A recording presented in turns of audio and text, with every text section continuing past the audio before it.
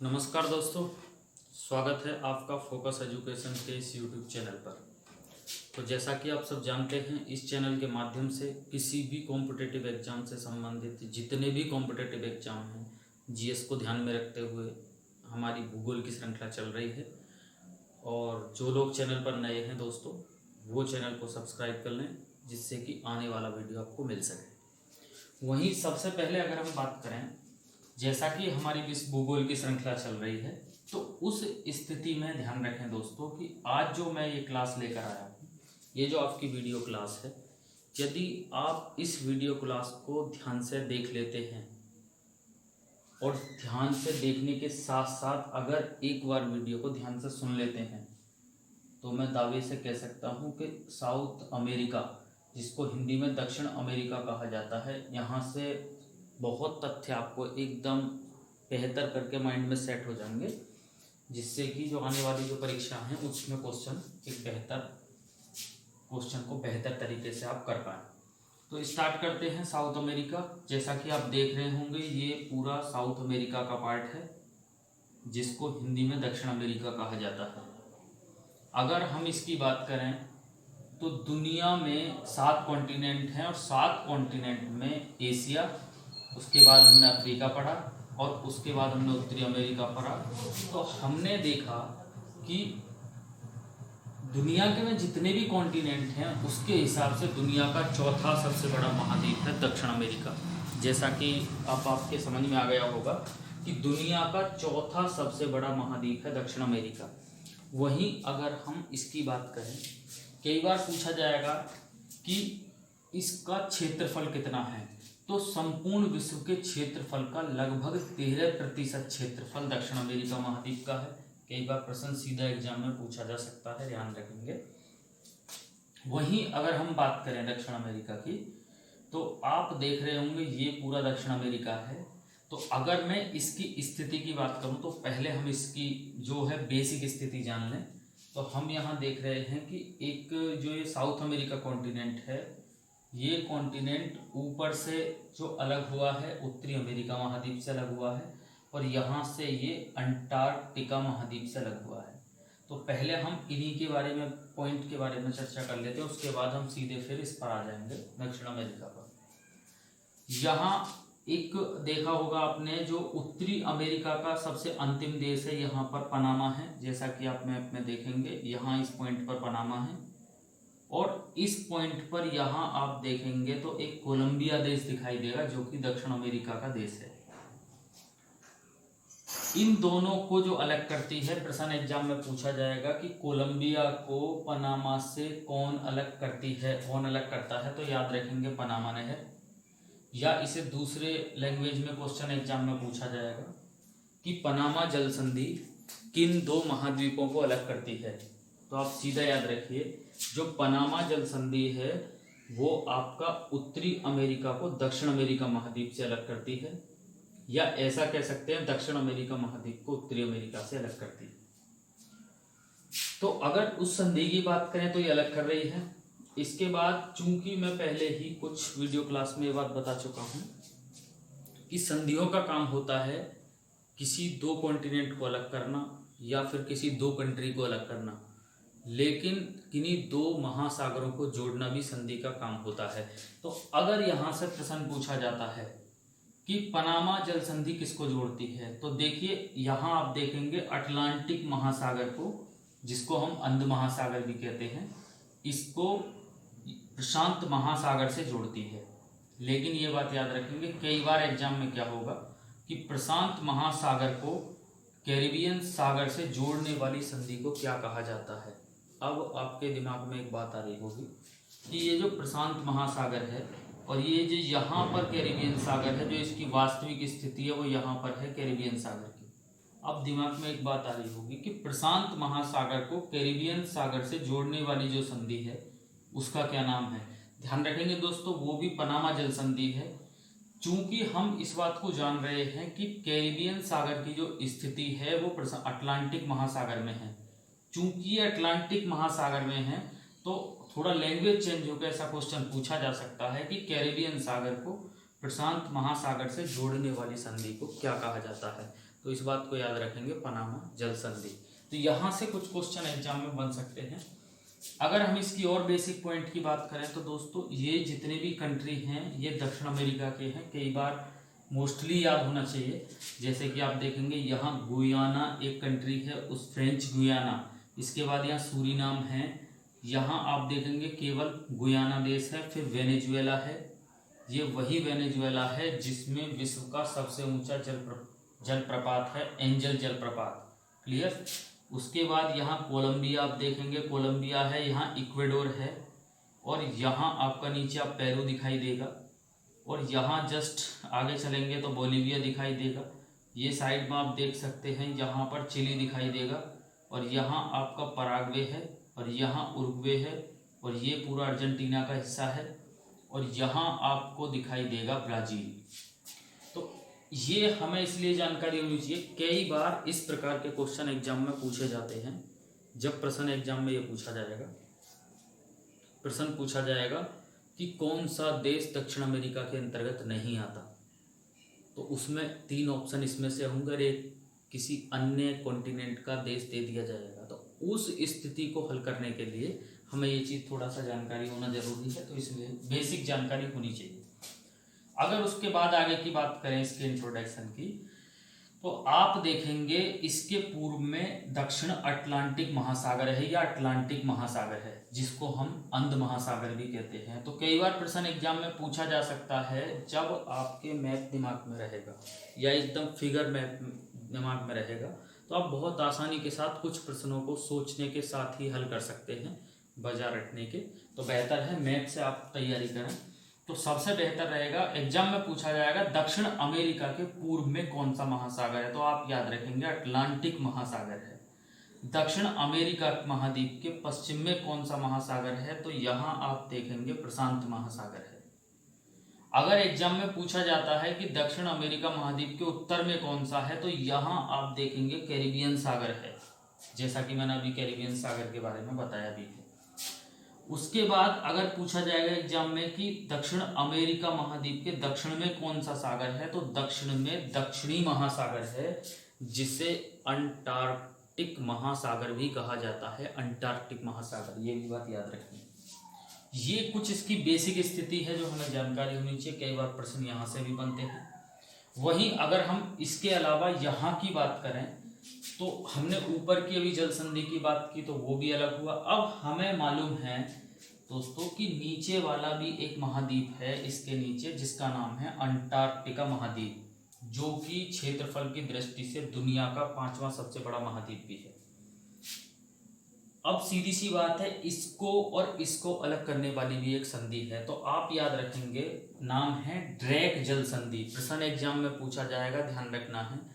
Drake जलमार्ग या Drake जल संधि किसको किससे अलग करती है, तो आप याद रखेंगे यहाँ ड्रेक जल संधि है, और ड्रेक जल संधि दक्षिण अमेरिका महाद्वीप को अंटार्कटिका महाद्वीप से अलग करती है। पहला प्रश्न एग्जाम में ये पूछा जाएगा। दूसरा क्या पूछा जा सकता है कि ड्रेक जल संधि किस महासागर को किस महासागर से जोड़ती है, तो दोस्तों याद रखना है ड्रेक जल संधि दक्षिणी अटलांटिक महासागर को और यहाँ दक्षिणी प्रशांत महासागर से जोड़ती है। प्रश्न एग्जाम में सीधा पूछा जाएगा, ये भी बात याद रखनी है। उसके बाद अगर हम बात करें, आप यहाँ देख रहे होंगे एक छोटा सा पॉइंट अलग है, ये एक द्वीप है, कई बार प्रश्न एग्जाम में बन सकता है, इसको थोड़ा सा याद रखेंगे। इसका नाम है तियारा डेल फ्यूगो, ध्यान से सुनना है। इस द्वीप का नाम है, यहाँ जो आपको दिखाई देगा दक्षिण अमेरिका महाद्वीप के दक्षिणी भाग में, इसका नाम है तियारा डेल फ्यूगो, जो कि दक्षिण अमेरिका महाद्वीप का सबसे बड़ा द्वीप भी है। पहला प्रश्न तो यही याद रखना एग्जाम में पूछा जाएगा कि दक्षिण अमेरिका महाद्वीप का सबसे बड़ा द्वीप कौन सा है, तो आप याद रखेंगे तियारा डेल फ्यूगो। अब सीधी सी बात है, चूंकि ये द्वीप है तो इस द्वीप को भी इस दक्षिण अमेरिका महाद्वीप के जो हिस्से से अलग कर रही है, तो एक जल संधि है। एग्जाम में याद रखना है, एग्जाम में पूछा जाएगा मैग्लेलन जल संधि, या फिर किसी किसी में मैग्लेलन जल संधि भी लिखा हुआ है। तो मैग्लेलन जल संधि याद रखना है किसको किससे अलग करती है, तो आप याद रखेंगे वो चिली को तियारा डेल फ्यूगो द्वीप से अलग करती है? प्रश्न एग्जाम में सीधा पूछा जा सकता है, याद रखेंगे कि मैग्डालेन जल संधि किसको किससे अलग करती है? तो आप देखेंगे यहाँ चिली का हिस्सा है, तो चिली को तियारा डेल फ्यूगो द्वीप से अलग करती है। प्रश्न सीधा एग्जाम में पूछा जाएगा, तो ये भी जरा हमें याद रखना है। उसके बाद इसके अन्य अगर द्वीपों की बात करें तो आप यहाँ देखेंगे एक फॉकलैंड द्वीप दिखाई देगा, तो प्रश्न एग्जाम में सीधा पूछा जाएगा कि फॉकलैंड द्वीप किस महाद्वीप के अंतर्गत आता है? तो आप याद रखेंगे दक्षिण अमेरिका महाद्वीप के अंतर्गत आता है। अगर हम इसकी स्थिति की बात करें तो वो आपको मैप पर यहाँ दिखाई देगा। उसके बाद अगर हम अन्य द्वीप की बात करें तो आप यहाँ ध्यान देंगे कि यहाँ एक द्वीप का नाम है गालापागोस द्वीप। ये एग्जाम में पूछा जाएगा गालापागोस द्वीप किस महाद्वीप के अंतर्गत आता है? तो आप याद रखेंगे गालापागोस द्वीप दक्षिण अमेरिका महाद्वीप के अंतर्गत आता है। कई बार सीधा प्रश्न एग्जाम में पूछा जाएगा, तो इसको भी विशेष रूप से याद रखना है। वहीं अगर हम और दक्षिण अमेरिका की बात करें तो दोस्तों जैसा कि आप देख रहे होंगे यहाँ आपको स्पष्ट दिखाई देगा, क्षेत्रफल की दृष्टि से दक्षिण अमेरिका महाद्वीप का सबसे बड़ा देश ब्राजील है। आप यहाँ देख रहे होंगे ये ब्राजील का हिस्सा है। तो क्षेत्रफल की दृष्टि से दक्षिण अमेरिका महाद्वीप का सबसे बड़ा देश ब्राजील है, लेकिन दोस्तों याद रखनी है जनसंख्या की दृष्टि से भी दक्षिण अमेरिका महाद्वीप का सबसे बड़ा देश ब्राजील ही है, ये भी बात आपको याद रखनी है। अब कहीं ना कहीं पर प्रश्न और क्या बन सकते हैं ब्राजील से, तो जरा ध्यान से देखेंगे। देखिए ये क्वेश्चन आपको नोट करके लिख लेना है।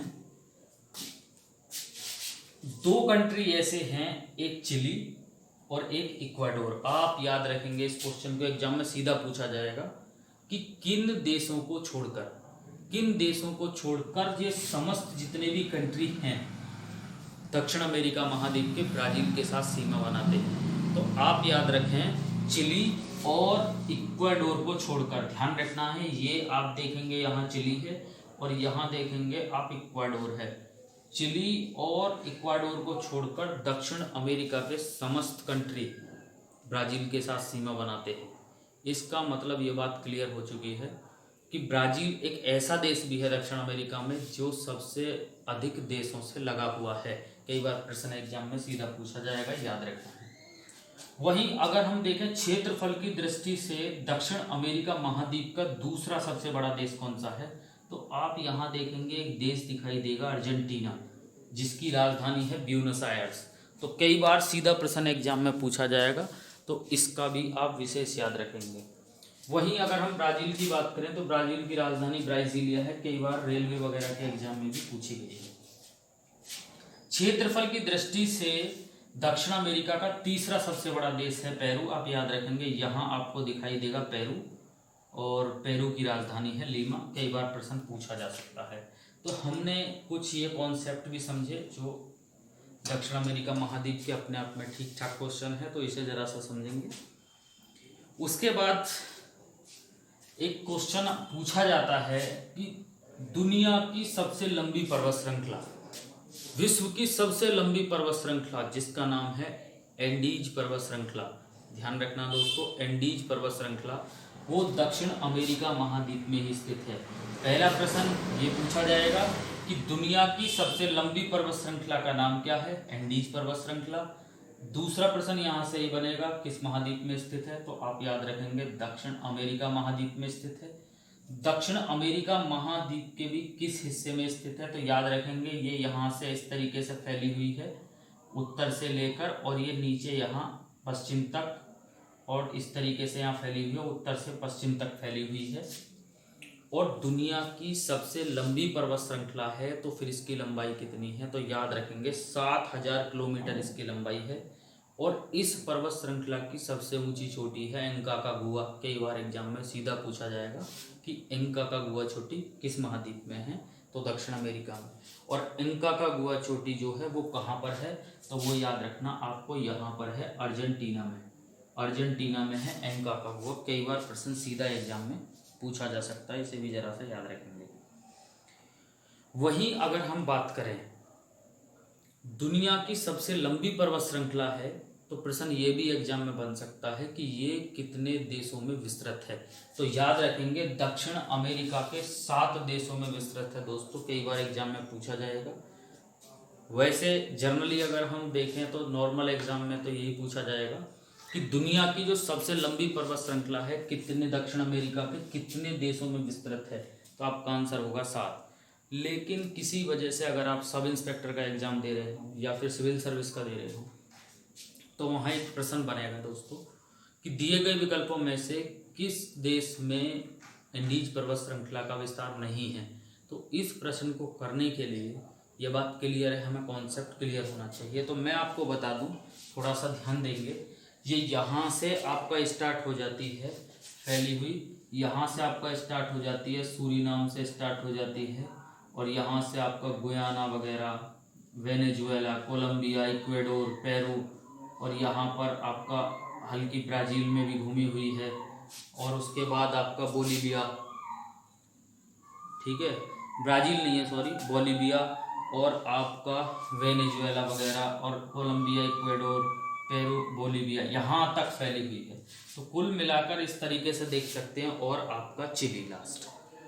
तो एक बार मैं फिर से गिना देता हूँ, यहाँ तक फैली हुई है Suriname, Guyana, Venezuela, Colombia, Ecuador, Peru और बोलीविया, और यहाँ चिली, इस तरीके से फैली हुई है। तो ये क्वेश्चन आपको याद होना चाहिए, कई बार सीधा प्रश्न एग्जाम में पूछा जाएगा। लेकिन अगर किसी वजह से और भी ज़्यादा डीपली प्रश्न यहाँ से पूछा जाता है कि दुनिया की सबसे लंबी पर्वत श्रृंखला जो एंडीज है उसका सर्वाधिक विस्तार दक्षिण अमेरिका के किस देश में है, तो आप याद रखेंगे चिली में है। कई बार प्रश्न सीधा पूछा जाएगा कि कहाँ पर है, चिली में है। और चिली की जो राजधानी है दोस्तों वो है सैंटियागो। कई बार प्रश्न एग्जाम में पूछा जा सकता है, इस बात को भी याद रखेंगे। मतलब कि ये बात याद रखनी है कि दुनिया की सबसे लंबी पर्वत श्रृंखला है, तो प्रश्न अपने आप में महत्वपूर्ण है, और ये अपने आप में और भी ज़्यादा महत्वपूर्ण हो जाता है कि वो किस देश में सबसे ज़्यादा विस्तृत है। तो आप याद रखेंगे चिली में सबसे ज़्यादा विस्तृत है, इसको आप याद रखेंगे। कई बार प्रश्न सीधा एग्जाम में पूछ लिया जाएगा। वहीं दोस्तों अगर हम आगे की बात करें तो दक्षिण अमेरिका, साउथ अमेरिका कॉन्टिनेंट की सबसे बड़ी नदी कौन सी है, तो आप इस क्वेश्चन को याद रखेंगे। दक्षिण अमेरिका महाद्वीप की सबसे बड़ी नदी अमेजन है। ये भी बात याद रखनी है, यह विश्व की दूसरी सबसे बड़ी नदी भी है दोस्तों। ये बात भी आपको याद रखनी है कि दुनिया की दूसरी सबसे बड़ी नदी है। प्रश्न सीधा एग्जाम में पूछा जाएगा। लेकिन तीसरे स्टेप में आप ये भी याद रखें कि अगर एग्जाम में पूछा जाता है क्षेत्रफल मतलब अपवाह की दृष्टि से, क्षेत्रफल मतलब अपवाह की दृष्टि से अमेजन दुनिया की कौन सी बड़ी नदी है, तो क्षेत्रफल की दृष्टि से वो दुनिया की सबसे बड़ी नदी है अमेजन, जो कि दक्षिण अमेरिका महाद्वीप में बहती है। कई बार प्रश्न एग्जाम में बन सकता है, इस बात को जरा याद रखेंगे।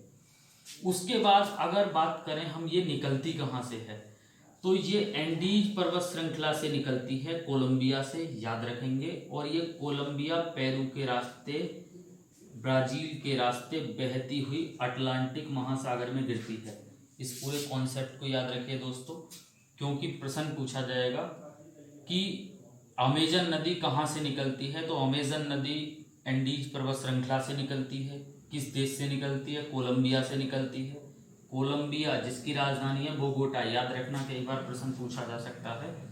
और उसके बाद ये कोलंबिया के बाद पेरू के रास्ते और ब्राज़ील के रास्ते, सबसे ज़्यादा दूरी है ब्राज़ील में तय करती है, ब्राज़ील के रास्ते अटलांटिक महासागर में गिरती है। तो अब आपने देखा इस कॉन्सेप्ट के माध्यम से कितने क्वेश्चन एग्जाम में बन सकते हैं, जरा उन्हें हम देखेंगे। पहला क्या बनेगा कि ये जो है आपका ये क्वेश्चन बनेगा पहला कि अमेजन नदी कहाँ से निकलती है, तो अमेजन नदी कहाँ से निकलती है, तो अमेजन नदी, तो आप देखेंगे क्वेश्चन यहाँ से क्या क्या बन सकते हैं दोस्तों। अमेजन नदी कहाँ से निकलती है, प्रश्न ये पूछा जाएगा। तो हमें मालूम है अमेजन नदी एंडीज पर्वत श्रृंखला से निकलती है। अमेजन नदी कितने देशों से होकर बहती है, अमेजन नदी 3 देशों से होकर बहती है, कोलंबिया, पेरू और ब्राज़ील के रास्ते। प्रश्न यहाँ से अगर हमें ये 3 देश याद हैं तो सीधी सी बात है प्रश्न एग्जाम में बनेगा कहाँ से, किस देश से नहीं गुजरती। तो उस प्रश्न को करने में हमें कठिनाई नहीं होगी। और उसके अगर हम बात करें कि जब हमें मालूम है कि अटलांटिक महासागर में गिर रही है, तो प्रश्न ये भी पूछा जा सकता है अमेजन नदी कहाँ पर गिरती है, कहाँ अपना जल डालती है। तो याद रखेंगे अमेजन नदी अटलांटिक महासागर में अपना जल डालती है। चूंकि हमें इस बात को भली भांति मालूम है कि अमेजन नदी जो है वो ब्राजील के रास्ते गिर रही है, और हम इस बात को जानते हैं कि ब्राजील की जो सीमा है, जो जलीय सीमा है, वो अटलांटिक महासागर से लगी हुई है। ये बात हमें याद रखनी है, ठीक है। जबकि ऑप्शन में आपको प्रशांत महासागर भी मिलेगा, लेकिन आप ध्यान रखें चूंकि वो पूर्व की तरफ बह रही है और दक्षिण अमेरिका महाद्वीप या कह सकते हैं ब्राजील के पूर्व में अटलांटिक है, तो जो दक्षिण अमेरिका की सबसे बड़ी नदी है अमेजन, वो अटलांटिक महासागर में गिरती है। प्रश्न सीधा एग्जाम में पूछा जा सकता है, इसे भी जरा याद रखेंगे। वैसे अमेजन दक्षिण अमेरिका की सबसे बड़ी नदी है। दूसरे स्टेप में याद रखेंगे कि अपवाह की दृष्टि से, क्षेत्रफल की दृष्टि से वो दुनिया की सबसे बड़ी नदी है, और नदियों के क्रम में वो दुनिया की दूसरी सबसे बड़ी नदी है। मतलब नील नदी के बाद वो दुनिया की दूसरी सबसे बड़ी नदी है। कई बार प्रश्न एग्जाम में सीधा बन सकता है, जरा इसे हम याद रखेंगे। वहीं अगर हम बात करें, कई बार प्रश्न बनता है एग्जाम में कि अमेजन बेसिन क्या है। प्रश्न एग्जाम में अमेजन बेसिन से कई बार बनते कि अमेजन बेसिन क्या है। तो दोस्तों याद रखिए अमेजन बेसिन दक्षिण अमेरिका का एक भूभाग है। मतलब कि अमेजन बेसिन जो है, अमेजन बेसिन वो है जो दक्षिण अमेरिका का ये वाला हिस्सा है। मैं आपको एक जर्नली एक नॉर्मल वे में बता देता हूँ कि आप ये हिस्से को याद रखें, ये आपका अमेजन बेसिन के अंतर्गत आता है। वहीं अगर हम देखें कई बार इसके अंतर्गत देश पूछे जा सकते हैं कौन कौन से आते हैं। तो ये मान के चलिए सबसे पहले अगर मैं बात करूं, यहाँ से आप स्टार्ट हो जाइए। ये सब अमेजन बेसिन के ही अंतर्गत आते हैं। आपका Guyana, French Guiana, Suriname, Venezuela, Colombia, Ecuador, Peru, और यहाँ ब्राज़ील और बोलीविया वगैरह। अगर हम देखें तो ब्राज़ील और बोलीविया वगैरह ये सब अमेजन बेसिन के अंतर्गत आते हैं। मतलब यहाँ तक आप मान सकते हैं अमेजन बेसिन के अंतर्गत आते हैं। यहाँ तक ये हिस्सा अमेजन बेसिन के अंतर्गत आता है। तो हमने देखा अमेजन बेसिन दक्षिण अमेरिका का एक भूभाग है, और इसके अंतर्गत ये कंट्री आते हैं। ये जो अमेजन बेसिन है, दुनिया में सबसे अधिक लंबे वृक्ष जो पाए जाते हैं वो अमेजन बेसिन में ही पाए जाते हैं। दुनिया में सबसे ऊंचे और घने वृक्ष अमेजन बेसिन में ही पाए जाते हैं। और ये बात याद रखेंगे, दक्षिण अमेरिका महाद्वीप, दक्षिण अमेरिका जो महाद्वीप है उसका 40% भाग क्षेत्रफल का लगभग अमेजन बेसिन के अंतर्गत आता है। ये बात आपको याद रखनी है। चूंकि मैंने अभी यहाँ पर बताया कि ये अमेजन बेसिन के अंतर्गत काफ़ी संख्या में बड़े बड़े पेड़ यहाँ पर दिखाई देते हैं, और काफ़ी संख्या में घने जंगल यहाँ पर हैं। इसी कारण, घने जंगल होने के कारण या घने पेड़ पौधे होने के कारण अमेजन बेसिन को पृथ्वी का फेफड़ा भी कहा जाता है। कई बार प्रश्न सीधा एग्जाम में पूछा जाएगा कि पृथ्वी का फेफड़ा किसको कहा जाता है, तो अमेजन बेसिन क्षेत्र को पृथ्वी का फेफड़ा कहा जाता है। प्रश्न ये भी बन सकता है कि अमेजन बेसिन किस महाद्वीप के अंतर्गत आता है, तो अमेजन बेसिन दक्षिण अमेरिका महाद्वीप के अंतर्गत आता है। प्रश्न ये भी बन सकता है कि दक्षिण अमेरिका महाद्वीप के कितने प्रतिशत भाग पर अमेजन बेसिन है, तो 40% भाग पर अमेजन बेसिन है। ये बात भी लगभग आपको याद रखनी, कई बार प्रश्न सीधा एग्जाम में पूछा जा सकता है, और आप इस बात को बेहद अच्छी तरीके से याद रखें। चूँकि हमने पढ़ा कि दक्षिण अमेरिका महाद्वीप की सबसे बड़ी नदी है अमेजन। अगर प्रश्न यही पूछा जाता है और ऑप्शन में अमेजन ना हो, तो उस समय हमारा आंसर क्या होगा, जरा उस पर ध्यान देंगे। क्वेश्चन पूछा